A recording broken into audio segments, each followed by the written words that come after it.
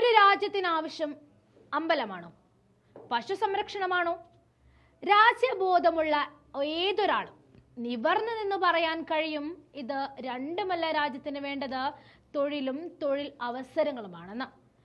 പറഞ്ഞു പഴകിയ മോദിയുടെ 2 കോടി യുവാക്കളുടെ തൊഴിലവസരം എന്ന വാഗ്ദാനത്തെ നമ്മൾ പലതവണ പൊളിച്ചെഴുതിയതാണ്. പക്ഷേ ഇപ്പോൾ രാജ്യത്ത് അസംഘടിത മേഖലയിൽ 2015-16 മുതൽ 2022-23 വരെ 16.45 ലക്ഷം തൊഴിൽ നഷ്ടപ്പെട്ടതായി കേന്ദ്ര സ്ഥിതിവിവര മന്ത്രാലയത്തിന് റിപ്പോർട്ട് പുറത്തുവരുമ്പോൾ ജനങ്ങളുടെ ഭാവിയെക്കുറിച്ചുള്ള ആശങ്കകൾ വർദ്ധിക്കുകയാണ്. അസംഘടിത മേഖലയുമായി ബന്ധപ്പെട്ട വാർഷിക സർവേ റിപ്പോർട്ടുകളാണ് തൊഴിൽ നഷ്ട കണക്ക് വെളിവാക്കുന്നത്. 2015 മുതൽ 2016 അസംഘടിത മേഖലയിൽ തൊഴിലെടുത്തവരുടെ എണ്ണം 11.13 കോടിയായിരുന്നു. 2022-23 ഇത് 10.96 കോടിയായി മാറി. തൊഴിലാളികളുടെ എണ്ണത്തിൽ 7 വർഷത്തിനിടെ 1.5% ഇടിവ് ഉണ്ടായിരിക്കുന്നു. 15-16 ശേഷം ആദ്യമായാണ് സ്ഥിതിവിവര മന്ത്രാലയം അസംഘടിത മേഖലയിലെ തൊഴിൽ കണക്ക് പുറത്തുവിടുന്നത്.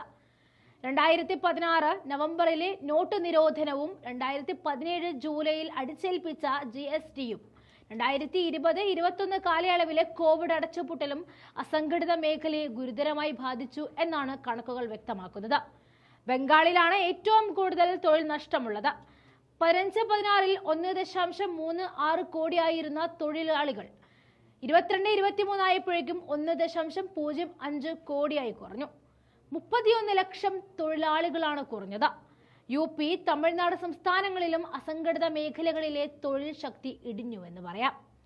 15-16 UPയിൽ അസംഘടിത മേഖലയിലെ തൊഴിൽ ശക്തി 1.65 കോടിയായിരുന്നിടത്ത് 22-23 1.57 കോടിയായി കുറഞ്ഞു.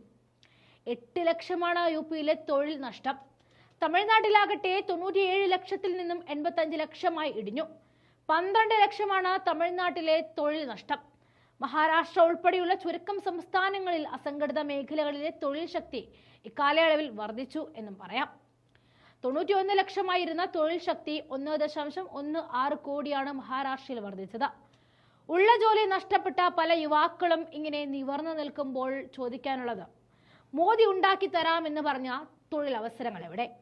മാറ്റാമെന്ന് ഉറപ്പു തന്ന പട്ടിണി ഇനി നിങ്ങൾ എങ്ങനെ മറയ്ക്കും? 500 കോടി മുടക്കി കല്യാണം നടത്തുന്നവരെ മാത്രം പൂജിച്ചാൽ പോരാ മോദി, പാവപ്പെട്ട ജനങ്ങളെ കൂടിയൊന്ന് പരിഗണിക്കൂ.